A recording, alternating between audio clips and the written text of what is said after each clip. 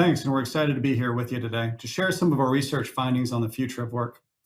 Future Forum is a new consortium backed by Slack, dedicated to helping companies transform in a digital-first world. We believe that competitive advantage in this century comes down to people, your ability to engage talent in your company's mission and purpose, and to make them agile, productive, and effective together. We've actually done a lot of research over the course of the past year on what's working and what's not that we are excited to share with you today. How about you, Debbie? Absolutely. Also delighted to be here. And like Brian and the team at Slack, myself and our teams at BCG have been doing very similar research and thinking on what is essentially a once in a millennium opportunity to rethink work for the way work should be, not the way work has always been. And so we're super excited to share some of the data with you. So we've actually surveyed 9,000 knowledge workers around the globe twice now in Q3 and Q4. The benefits of remote work are some of the things that we've all seen: improved work-life balance, changing the commute and getting rid of it in a lot of cases. The challenges have been real though too. Wi-Fi connectivity was number one back in Q3 when we did our survey. Congratulations, by Q4, that one moved to number 4. The real problems have been around sense of belonging, people's ability to connect with their teams, feelings of social isolation, and people's ability to stay focused, especially when you think about your coworkers with children, with caregiving needs and other issues. There have been some real challenges in all of this. But even so, we've actually dug deeper. Our Remote Employee Experience Index is a way for us to measure the impact that working remotely has had on people on a number of different dimensions. The way that this works is that if you were working remotely and you thought everything was much better on every dimension in our survey, you scored positive 100. A negative 100 on this index would indicate that you really wanted to get back into the office because everything was far worse. What we've seen pretty consistently between Q3 and Q4 is that people's work-life balance is better working remotely. Their ability to manage work-related stress is better. And like a lot of what you'll hear from Debbie and others, productivity was actually better working remote than it was in the office. Sense of belonging, much more of a challenge. In Q3, that was actually a negative. It turned slightly positive in Q4. But overall, people's satisfaction with their working arrangements were better working remote than they were in the office. And this has actually changed people's expectations. When we surveyed knowledge workers around the globe, only 17% of those people wanted to go back to 5 days a week working in an office. Only 20% wanted to actually be full-time remote, meaning never coming into an office. The vast majority, 63%, want flexibility. They want a hybrid environment. They want the ability to access offices and shared space for team bonding and social gatherings and creative kickoffs, but the ability to work from home more often to get some of those benefits back in their lives.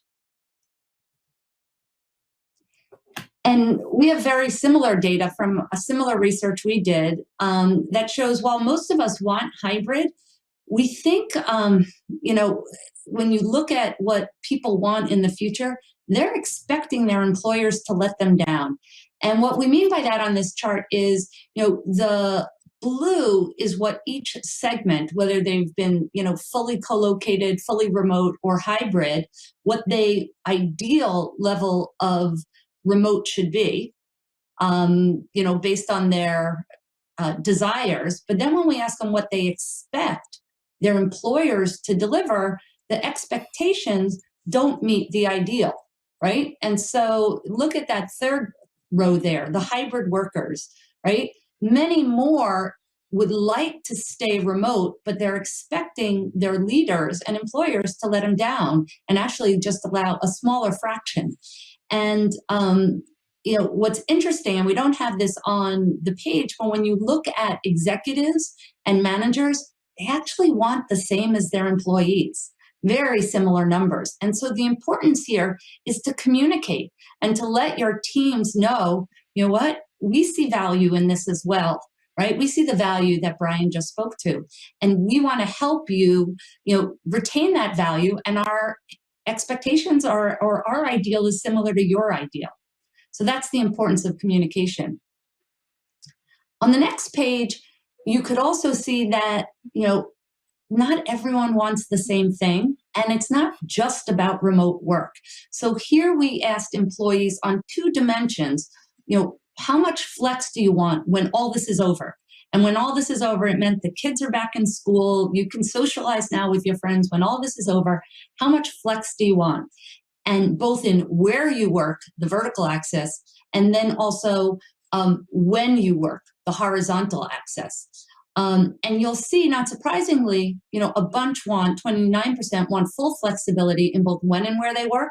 But the interesting thing is that diagonal, as many want flex in where only as want flex in when only, which means time flexibility is as important, if not more important, than place flexibility. And so we encourage everyone to think about both dimensions. And this comes more broadly into our research as well. The work that we've been doing is pretty overlapping and interesting.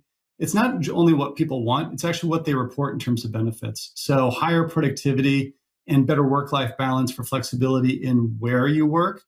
But the benefits were even bigger in terms of when. So when we looked at the flexibility, or companies that allow employees flexibility in what hours they work, the benefits to things like productivity and work-life balance were actually even higher than those companies that allowed people flexibility in where they worked. So combining those two things together ends up being really key.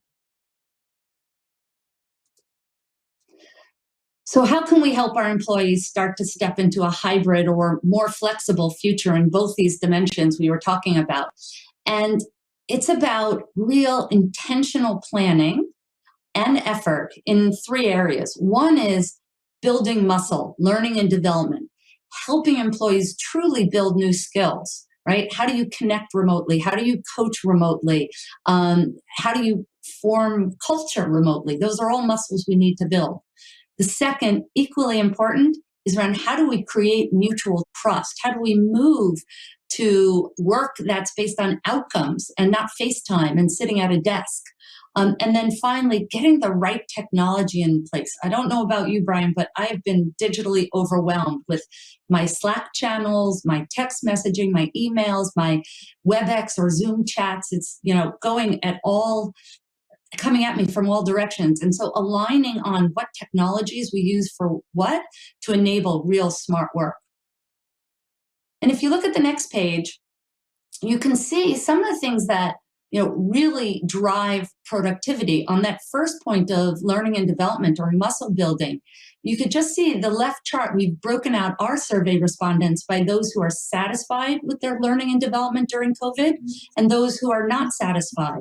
So the not satisfied, that red bar, you can see are much less productive.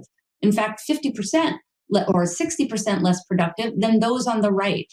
And so learning and development has been a key productivity multiplier. And then on the right, you see, some of the skills that people want. And there's all this talk about, technical reskilling, digital reskilling, upskilling, but a lot of the basics about communicating and collaborating and, how to run a virtual meeting and how to manage time. So you're not working from dawn till dawn is just really important.